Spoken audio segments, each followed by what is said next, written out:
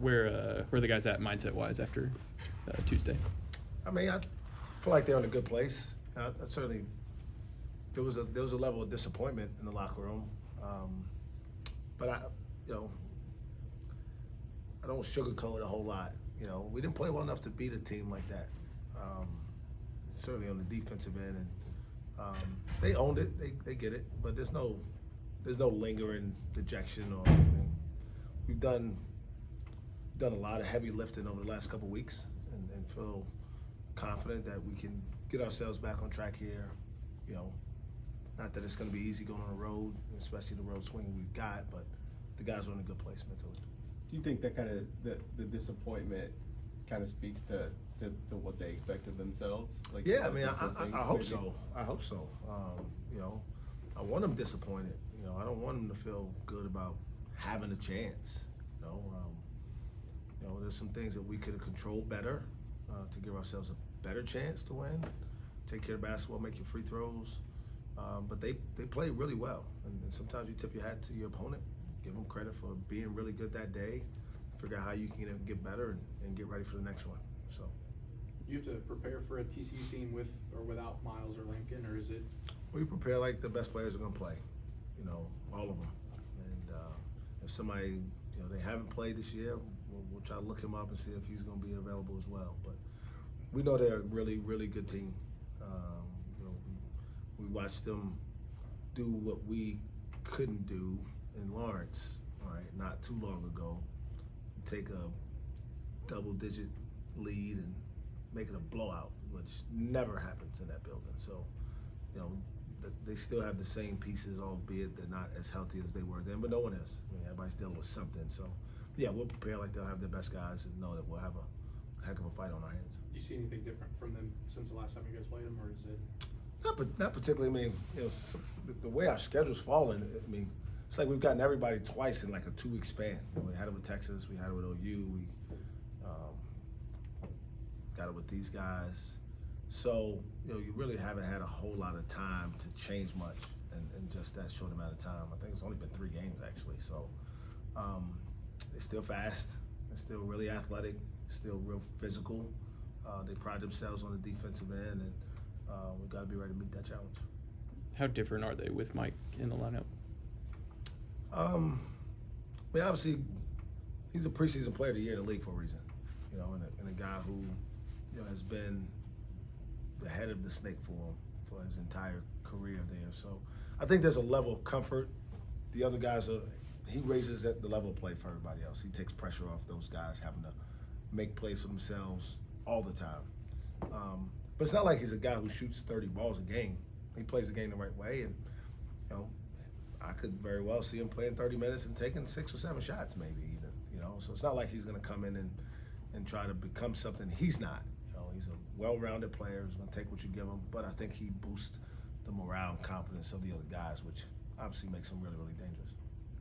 We talked about you having success in Hilton the other day. This is an arena that you guys haven't really had a whole lot of success in here lately. Is that coincidental? They've obviously been pretty consistently good over the past few years. You don't have to be nice. I've never won in there. Mm-hmm.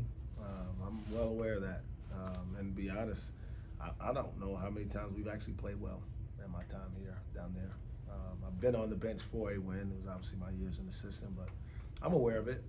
Again, I don't know if there's a magic deal to it. You know, there's certain plays in each of the games that I vividly remember. I believe it was my second year. It's the only game I've ever lost twice.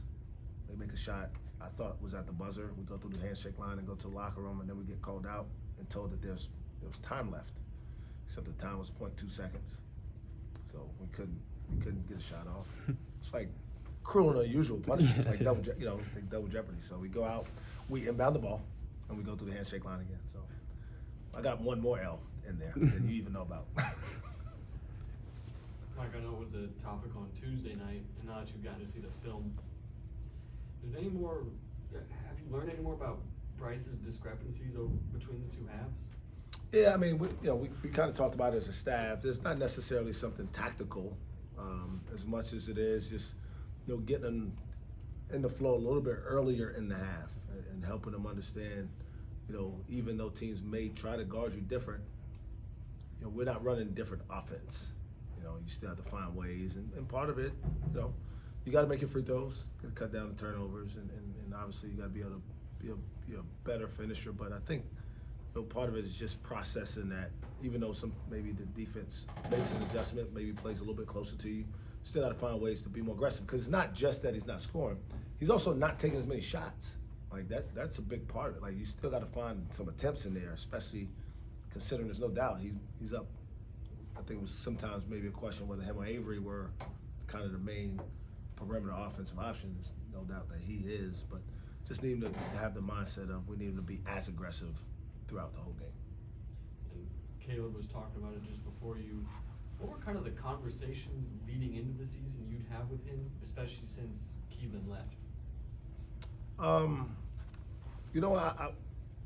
don't know if I've covered this here, but I think I mismanaged Caleb for 3 years, and not in the sense of development or basketball, but I think I put too much onus on the two of them taking care of each other, and being responsible for each other, and didn't really give Caleb the room to just be himself and grow into what he's become now. And so I had that conversation with him. Once we knew Keelan was leaving, he wasn't. I thought it was an opportunity to kind of reflect on that and say, you know what, you have a chance now to just be yourself and not worry about, something happens with your brother that you have to be also culpable.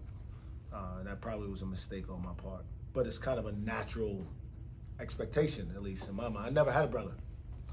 Actually, my brother died the day after he was born in 1987. So I think I've always kind of just associated what I think I would have, the relationship, the responsibility I would have felt personally with my own brother, and kind of put that on him. And it was probably not the right approach because every set of brothers is different. And so just being honest with him about still believing in him and being a good player, and an opportunity to prove that he can be a top line guy in this conference. Have you coached a better big in the low post than Caleb? I don't think so. Just trying to think of all the big guys that I've coached. I coached a kid named Mike Holmes back in 2008 at South Carolina, who was terrific. He was an elite athlete. He wasn't quite as skilled. He was a better athlete. He's bigger. The only guy that even comes to mind. He's a little bit of a knucklehead too, so it kind of puts the check mark in KB's box a little bit more. But no, he's well-rounded. He's become a really, really confident post scorer, and obviously somebody will continue to play through as we continue to go through the season.